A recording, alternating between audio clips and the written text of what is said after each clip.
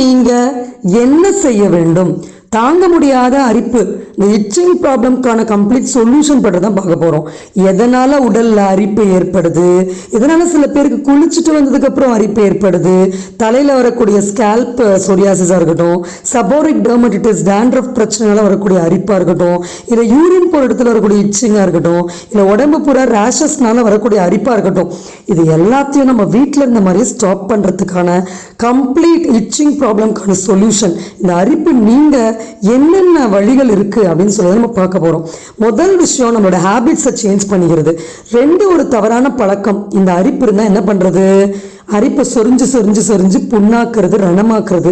So அப்போ அதை கரெக்டாக என்ன ஆயில் தடணுன்ற சஜஷன் நம்ம கொடுக்க போகிறோம். ஸோ அப்போ நம்ம முதல்ல பண்ண வேண்டிய விஷயம், அரிப்புக்காக நிறைய ஸ்டிராய்டு மருந்துகள் எடுப்பாங்க. ஸோ அந்த மாதிரி மருந்துகள் எடுக்க எடுக்க ட்ரௌசினஸ் வர்றதும் சைடு எஃபெக்ட்ஸ் உண்டாகிறதும் அதிகமாகும். அது